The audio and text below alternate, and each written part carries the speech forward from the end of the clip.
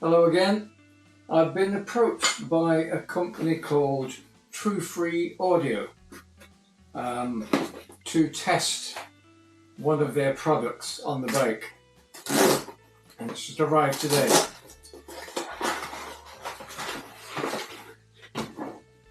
We're testing out their F2 open ear headphones. I'll point out at this stage that yes, they've said, can you make sure you point out, and they've given me a few of the key features of the headphones. It wouldn't be a review worth its salt if I didn't mention the key features, but the key thing is they're not asking me to mention whether they're good or not. They're not asking me to say anything about the quality of them. Anything I say in this video regarding my opinion of them is my opinion. This video, by the way, won't cover the issue of whether it's okay to be using these while cycling. I'll cover that in detail in this video and highlight the benefits of doing so. But the main point there is that you need to be able to hear what's going on around you. And these kind of headphones all allow you to do that. These particular ones do it as well as any. Nothing in your ears, which can be uncomfortable, and you're aware of what's going on around you at all times. They use Bluetooth 5.3 and are sweat resistant, which is obviously important when you're cycling and running. 4 built-in microphones should help with smooth phone calls, but we'll test that shortly. And something called directional sound transmission, which is designed to battle against the obvious potential for sound leakage when there's a gap between the speakers and the ears like there is with these. 15 hours battery life is claimed, and whilst I haven't tested it to its full extent, I've had them on all day playing music so far and will later on the bike. So it's pretty clear there's plenty enough for a couple of long bike rides at least, or several workouts during the week. There's something called low latency game mode, not of any use to me, but will be for some, so nice to have. And there's multi-point connection, meaning you don't have to disconnect from your phone to use it with another piece of kit, which again is useful. Finally on this list, there's a companion app where you access both the last 2 features I mentioned and also update your firmware. But the most useful section of the app, in my opinion, is the sound settings. You can mess around with the equalizer if you want to, but the presets include bass boost. The default sound with these is quite tinny, and the bass boost makes a significant improvement to that. Before getting on the bike, let's take a closer look at the design. I won't waste your time padding out this video with stuff like how to pair them with your phone and what's in the box and stuff like that. That's all standard, and these do it as well as any.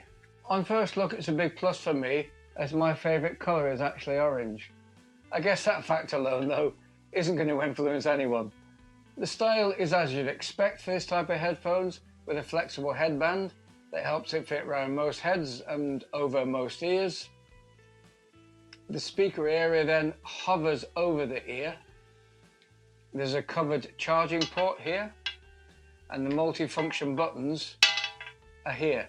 They operate as you'd expect with various combinations of presses to do everything you need it to do, in addition to the obvious turn on and off and volume control that you do most of the time. The list is here on the screen, so pause the video here now if you want to study it. It looks complicated, but this is normal for these kind of things. It means you minimize the number of buttons on these units. The one thing that shouts out to me though is how small the buttons are. And I'm looking at these to use while cycling. So I'm going to test later how easy it is to use these small buttons wearing thicker waterproof cycling gloves, which hasn't been a problem with my current setup. One thing I liked about Truefree's approach to me was they've clearly looked at my videos and knew I currently use open ear headphones while I cycle.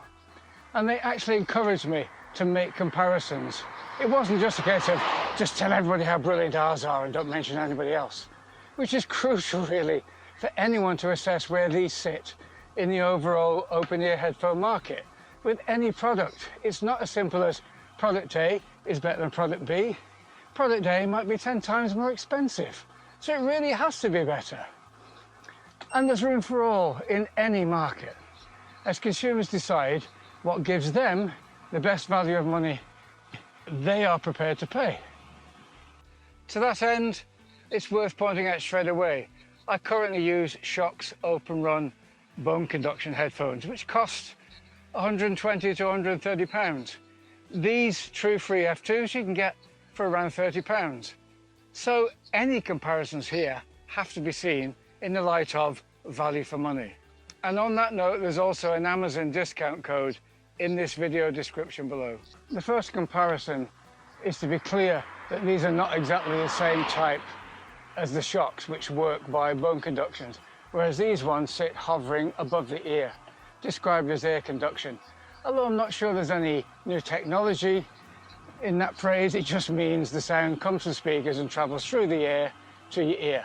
The bone conduction type press on the bone below your ear, and although the extra technology involved for that to work partly explains the additional cost, it also provides the first advantage for these Truefree F2s.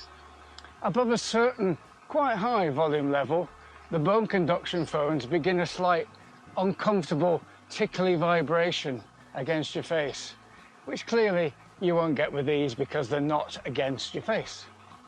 I've been riding these on for over an hour now and have some impressions now of how they perform out in the field. First, a quick point on how they look, if that's important to you, compared to what I'm used to with the Shokz Openrun.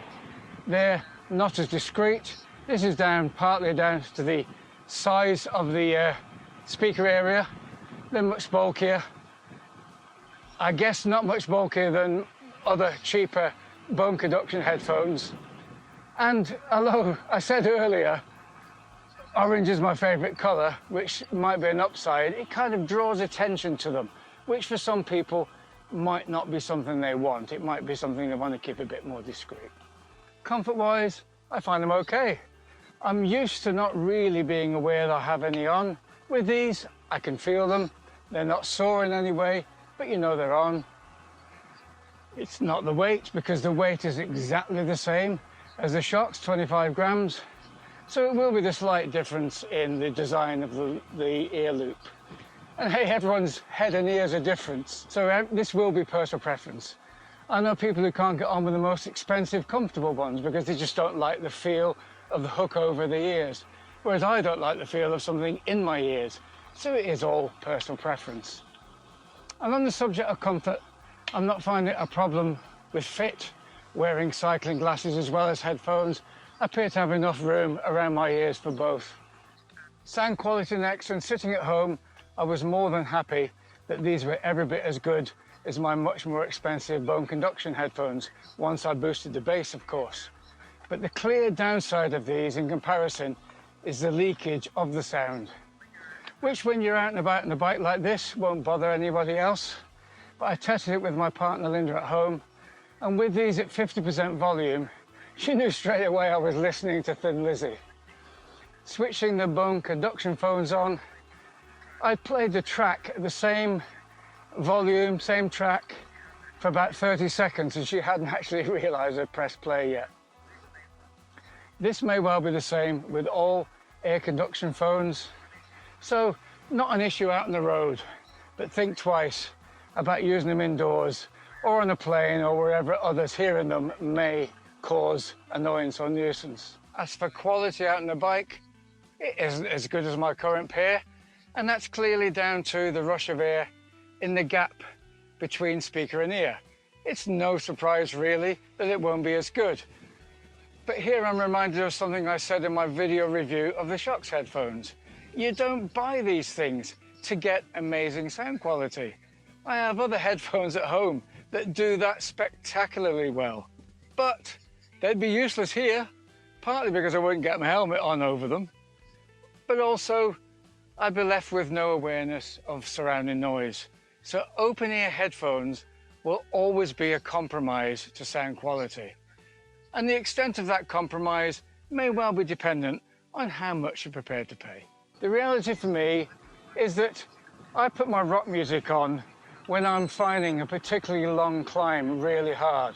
And hearing my favourite tracks stops the whispering demons in my head reminding me that it's hard and telling me to get off and walk. Gotta get rock and roll to you, get rock and roll to you, put it in the soul of it. Yeah! It doesn't have to be in super high fidelity. I just need to be able to hear it and sing along to it, which actually kills the idea of needing super high quality audio anyway if you're going to screech along with it and drown half of it out. So high quality isn't needed or expected. It's just not as good with these as it is with my Bone Conductions, but that is to be expected. So what about phone calls and receiving phone calls? I did a comparison at home and there wasn't really anything in it. Hello, it's me. I'm speaking through the Truefree F2 air conduction earphones. Hello, it's me, Bill. I'm speaking through the Shokz Openrun Headphones. It may well be different whilst riding, so I'm going to leave a message on my voicemail using both pairs. Hi, this is Bill, calling Bill. I'm sending this message to you using the Truefree F2 open-ear headphones. Hi, this is Bill. This is you.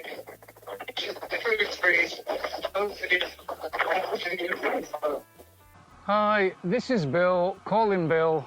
I'm leaving you this message using the Shokz Openrun Bone Conduction Headphones.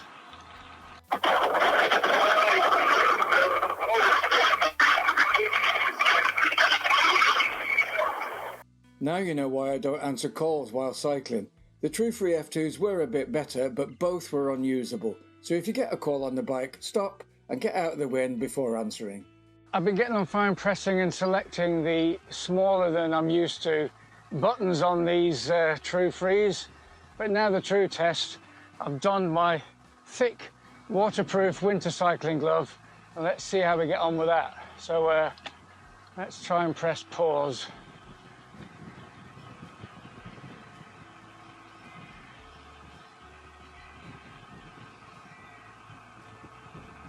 Yep, did it eventually. Start again. Yep.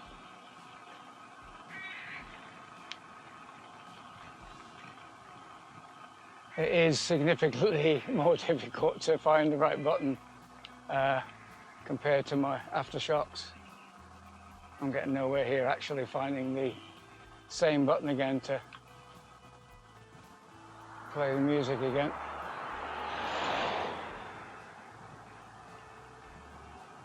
Yeah, got it now.